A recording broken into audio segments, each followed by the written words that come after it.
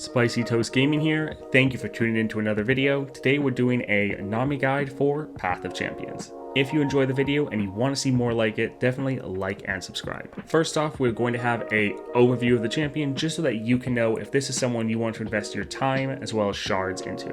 First up, we have spells focused. Nami, the whole point of her kit is playing a lot of very cheap spells and using that to keep on generating more mana to play more spells. In addition to spells, Nami is actually also unit focused. You need to be buffing up your units every time you're playing a spell. If Nami's on the board, she is buffing up those other units, which gives you a interesting play style of using your spells to actually improve your units instead of just being focused solely on the spells. With her spells, she actually has great sustain, both as far as mana, as well as being able to heal your units and your nexus, and that's going to be some of the build choices we'll get into a little bit later. Consistent poke is another great aspect of this deck. Again, with some of the spells you're going to be utilizing and generating, you're constantly able to damage the enemy nexus as well as enemy units. Now, it is a little inconsistent as far as the targeting. It is going to be random, so while it is consistent poke, if you're trying to get a specific target, it will be a little inconsistent in that regards. Lastly, this is a heavily champ reliant deck. Much like Yasuo, if you do not draw this champion, you're probably going to end up losing. That is a bit of a downside, but it is definitely a very strong deck, and so it's still well worth playing.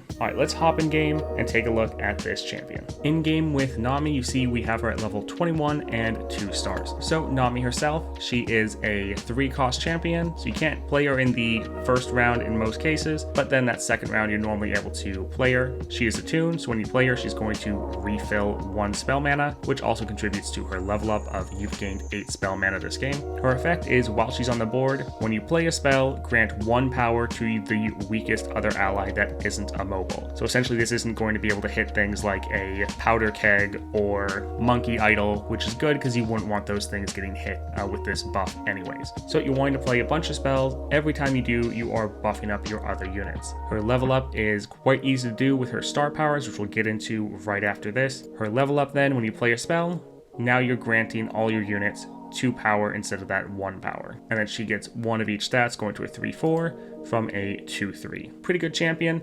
Good stat line and a good effect. You're wanting to be playing spells constantly, and so if you have Nami on the board, every time you're playing a spell, you're buffing up your other unit. Now, unfortunately, she doesn't increase their maximum health, only their maximum power, and so your units are normally going to have a very large power pool, but a very low health pool. For her champion spell, we have Nami's Ebb. So you play this, you deal 2 damage randomly to the enemy or the enemy nexus. This is the constant poke we were talking about. You're able to normally do this every single round with the Grand General's counter plan. We'll get into that relic later, but with it, you are generating these spells every single round. Cast the spell, you then create a flow. Take a look at that flow over here. Again, 2 cost, heal an ally or your nexus 2, and then create a ebb and flow in hand. Then ebb and flow, deal 2 damage randomly to an enemy or the enemy nexus, and then heal an ally or your nexus 2.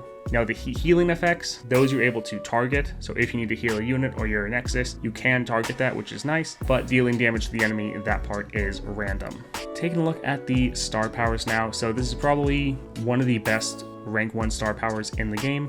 When you play a spell, you gain 1 spell mana. And remember, Nami's leveling up by getting 8 spell mana. So essentially every time you're playing a spell, you're then refilling 1 spell mana, contributing to her level up. With this, you're wanting to play a lot of very cheap spells, having Nami on the board, buffing up all of your units. Now your 2-star, probably the worst 2-star in the game, but they did that intentionally because she had so much power from her 1-star. I think that decision is somewhat questionable, but that is just somewhat a design difference.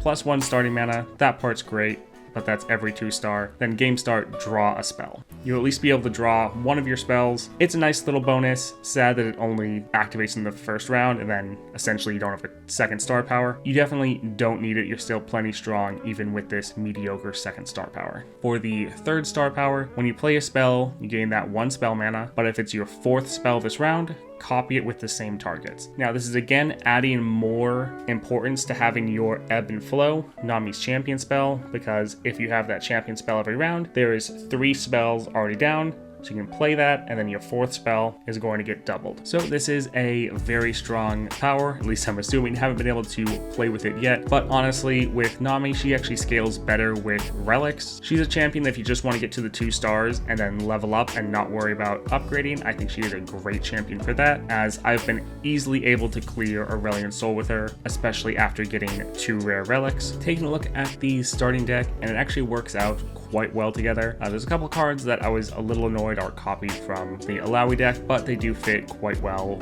for the playstyle of Nami. So first we have a 1-drop Otterpuss, very strong card, attune, again helping you refill your spell mana, but the most important part is it generates this prank. Not only is it a spell, which you're wanting to cast a lot of cheap spells, but it lets you look at 2 of the enemy cards. That is incredibly powerful, and then you can prank them. Normally this is either increasing the cost of the card or reducing their effectiveness by reducing their power or health. But just being able to look at enemy cards, incredibly powerful, so you can know if that Aurelion Sol maybe has that super annoying burst silence 2 units or not, or obliterates. Really powerful. And then with the Shadow Totem you get later, you're able to make 2 of them, getting 2 of those pranks, so you can essentially play for free as long as you have 1 spell mana. Very strong 1-drop card. Ransom Riches, again, another cheap card that you can play essentially for free. Very nice for that. Hand Sensor, just a little bit of a bonus. This lets you always play a unit, even if you have 0 mana, as it still has a pool of 0 cost cards you can play. The Pesky Spectre works out quite well. Answered Prayer, another cheap spell. Normally going to be using this for Spawn 2, and it's a way to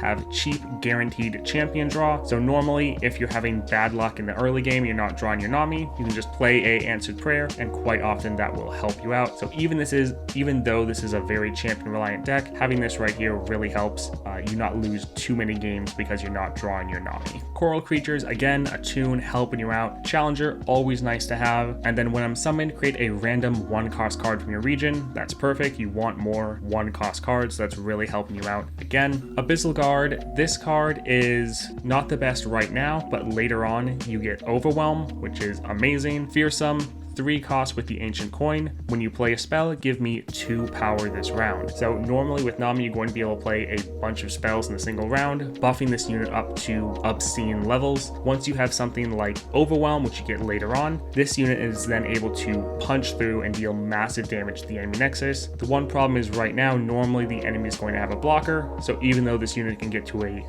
insanely high amount of power, it's going to get blocked out and most of that damage is going to be wasted. We have Nami herself for 3. Then we have the Eye of Nagake Boros. So we have focus speed, which means it's essentially burst, but you can't use it in response to enemy attacks or spells. Spawn 2 and draw 2 with the Ardent Sensor. Again, kind of just a nice little bonus, not too game changing, but with Nami, quite often you can struggle with not having enough draw, so this really helps with that, as well as generating an extra blocker if you need it. We have Minimorph for 6 mana with the Hextech Fabricator. Again, this is just a little added bonus. I think this isn't the best item to have on Minimorph. Would be much better to have a reduced cost. Also, kind of wish Minimorph wasn't in this deck, but it is a good way to get rid of very scary units. So if you're going up against like Tridimir, or you're in the Aurelion Sol fight, or just the Aurelion Sol adventure at all, there's a lot of those champions that get scaled up to massive amounts. This is able to deal with them and reduce them down to a little cute mini T. Lastly, we have the Wiggly Burblefish, which is a absolute amazing card. Elusive, and then I cost 1 less for each spell you've played this game. When I'm summoned, create in hand a random 1-cost spell from your regions. So this is essentially doing everything you want. 1, it's getting its cost reduced down every time you play a spell. So normally you're going to be able to play this for free within the 3rd to 4th round, most likely. Also, it's elusive, so it can slip past enemy units. It has that phage to give it a decent amount of damage and health. And then it's also generating an additional spell for you. So really good card right here. Overall, the deck works quite well together. There's some things I would like to tweak, but that is essentially every deck within Path of Champions. Overall, good deck. After playing and leveling through Nami,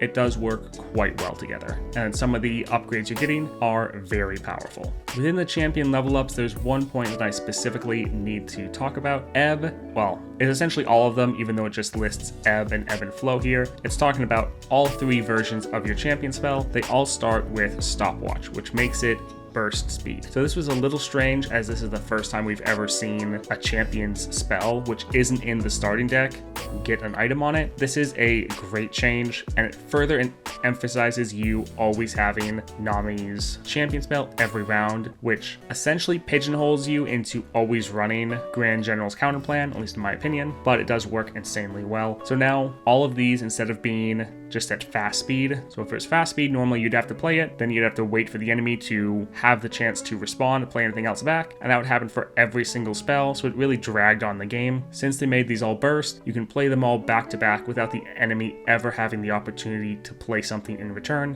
which can be very, very strong. You get that right at 4, so you're going to get this pretty much immediately, so you're always going to have this, especially before you actually get your first rare relic. Speaking of relics, let's move on and talk about those, shall we? So the 2 relics that I think are absolutely amazing on her. First, we have the Grand General's counter plan. Now, I think this is going to be a necessity for Nami, as there's so many parts of her kit that are heavily pushing you towards using her champion spell every round. What this does, round start, create a fleeting copy of me in hand. So you have Nami on the board, then round start, it makes another fleeting Nami. Since you already have a Nami on the board though, it transforms into her champion spell. This lets you play your ebb, your flow, and then your ebb and flow. Each one of these is essentially only going to cost you 1 spell mana, since every time you play one, it's then going to refund 1 spell mana. And then again, every time you're playing one of these spells, Nami is buffing up one of your units, and then it's also returning 1 spell mana, so if Nami's not leveled up, she is then greatly progressing her level up by playing all of these spells. Remember that we just talked about your champion level ups make these all burst speed, so again, really incentivizing you playing them. Also, your 3rd star power, your 4th spell in the game, or for the round, gets that double effect, so obviously you have to play 3 spells before this, and the ebb and flow gives you those 3 spells to play every single round. With Nami, your games are often going a little bit longer. Because of that, Chemtech Duplicator is a absolutely amazing finisher. So when you play a spell, if you have 6+ mana gems, copy it with these same targets. This works so well for Nami. For one, every time you're playing that spell, each spell when it goes off is refunding 1 spell mana. So essentially, instead of being able to play 1 cost spells for free, you're now able to play those 2 cost spells for free. You still have to have the 2 spell mana to play it initially, but it's refunding itself. So as long as you have that 2 spell mana, you're good to go. Also, it works great with your Grand General's counter plan, because what happens is you play your ebb, then this gets doubled, so it makes 2 flows. And then each time you play your flow, it's then generating 2 ebbs and flows. And again, since these are all 2 costs, they're all essentially free because they're refunding 2 spell mana. So you go from being able to play 1 ebb, 1 flow, 1 ebb and flow, to now you're playing 1 ebb, 2 flows, and then 4 ebbs and flows, giving you a absolutely crazy amount of healing as well as damage. And again, just remember that every time you're playing a spell, as long as Nami's on the board, she's buffing up your other units, so the spells, while they're having all these great effects and going off, you're playing so many of them, you're buffing up all of your units to be able to destroy the enemy nexus with their massive attack. So while these relics work very, very well on Nami, and I do feel like counterplan is essentially a must-have, let's touch on some of the other relics you might want to run. First off though, I want to say avoid Archangel Staff as well as Lost Chapter. So refilling your spell mana, this is a bit of a bait. You think, oh, this is a spells chest, we really need this. However, since you're constantly refilling your spell mana from your spells, normally you don't actually need that extra spell mana. Also, a lot of your units have Attune, so they are also refilling your spell mana. So getting extra spell mana from the Archangel Staff or Lost Chapter is almost all wasted, and so it would be much better to get a different relic slot in there. Arcane Comet, this would work relatively well if you wanted some more hard removal with Nami. Now, this doesn't synergize too well, as with Nami you're generally wanting to play a lot of cheap spells, but if you wanted some hard removal, even if it doesn't synergize the best, this could work out. Corrupted Star Fragment, kill my supported ally and grant me its keywords and stats. This really helps with a situation for Nami where you can't buff up yourself, but essentially what you can do is you're buffing up your units and then you attack, kill them, take all of those buffs, and then put them on Nami for safekeeping. This can sometimes be a good solution to having all of your weak units dying when they're attacking because they have such low stats or low health. Dreadway Chase Gun, when I'm summoned, create 2 warning shots. This has decent synergies as these are both free spells. So essentially, you play this for 0 mana, but then it gives you 1 spell mana. So if you want to get a couple extra spell triggers in, not a bad choice. Green Glade Shade Leaf support, grant my supported ally elusive. This does work quite well on Nami. Often what happens is you have units with these massive attack pools, but if they don't have overwhelm or elusive, most of those stats are getting wasted. Throwing this on to give that unit actually elusive and let them end the game can be a good option for you. Hymn of Valor, when I'm summoned, create a redoubled Valor in hand. It costs 3. So right here, fully heal an ally, then double its power and health. This can be a pretty good finisher, especially if you can try to get one of your elusive or overwhelm units, buff them up, use this to then end the game, giving them massive amounts of stats. If you wanted to go to the route with just trying to do a massive amount of removal and not really focus on your units at all, you can go with a Luden's Tempest, so all of your spells and skills deal 1 extra damage. Using this with counterplan would give you a good amount of damage to clear the enemy board, as well as damage the enemy nexus. Again, kind of leaning away from your general playstyle, but if you want to do that, that would still be an interesting way to play Nami without focusing on all of your units as much. Troll King's Crown, allies have overwhelm. This is a great relic, and what you'd probably want to use for your 3rd relic slot potentially. Maybe switch this out with Chemtech Duplicator if you wanted to consistently end the games a bit faster. Your biggest issue, I've talked about it a lot, is that your units, they get these massive amount of power from Nami, but they aren't able to actually use that to destroy the enemy nexus because they just get blocked out by a very weak unit, and most of those stats go to waste. So making sure they have overwhelm, so all of that extra power is actually going to go through and hit the nexus. This will really help you end games a lot faster. All right, that's it for the rare relics I wanted to highlight. Now let's talk about some of the common relics and what relic you might want to use first. Banshee's Veil. This is a very nice relic if you want to give some safety to your Nami. This is what I will probably use for my 3rd slot down here. I will say you are normally going to be able to grab this in game, so it's not as much of a necessity and not what I would choose for my 1st slot. Again, we talked about it earlier, but Lost Chapter. I would advise ignoring this. This was the first relic I tried on Nami, and it normally is only giving you 1 spell mana. Since every time you play a spell, you're refilling 1 spell mana, essentially what happens is you permanently have 1 spell mana all the time, because the only thing that can use that spell mana is a spell, but every time you play a spell, it's giving you that 1 mana. Then this activates when you play Nami. Nami has a tune, meaning that she is going to refill 1 spell mana first, and then Lost Chapter is going to go off just giving you that extra 1 spell mana. So since this isn't really helping you as much as you would initially expect, normally a waste, don't bother using it. What I would recommend using for your 1st slot if you're just getting Nami and she is level 1 would either be the Chameleon's Necklace, game start, create 2 copies of me in your deck. This way you're able to get more Namis, so you have a higher chance of drawing them throughout the game. Then if you already have a Nami on the board, this is then going to transform into your Ebb and Flow, which is also great. Another relic you can go for, and the one I actually used after switching off of the Lost Chapter, is the Star Child Staff. You're going to be pretty weak in the early levels, so being able to heal up your Nexus every single round can really help you out. Alright, that is it for the in-game portion. Let's go take a look at support champions and powers I think work quite well with Nami. Alright, taking a look at powers now. If you've watched any of my other guides, you've probably seen this slide or a variation of it many times. So first up, we have Wild Inspiration. Your created cards cost 1 less. A lot of your units and spells are creating 1 cost or, in general, cheap spells for you. This is reducing all of those spells down. If they cost 1 spell mana, then I'll cost 0 spell mana, but when you play it, it's then going to refund 1 spell mana back to you. This can be very nice and help you just go on very long chains of playing spells back to back. This also is great if you're using the Grand General's counterplan on Nami, because now all of those generated spells you're generating every single round, they all cost 1 spell mana, so essentially they're free. We have Sorcery here in the middle, round start, refill your spell mana. Now this is one that has much less value than most other decks. Like I touched on in the Relics, normally you're not needing to be refilling your spell mana because playing all of your spells and just playing your units does that automatically. So this is much less value. Still decent to pick up, but definitely don't be focusing on this over other powers. Spellslinger, your spells cost 1 less, much like Wild Inspiration, but just a little bit more broad, really helping you be able to play a lot of spells back to back and just almost having infinite mana when it comes to spells. Next up, we have the best defense. Allies have attack, grow my health to match my power. We've touched on it a lot in this video, but a big problem with Nami is that she's buffing up her units to have these massive power pools,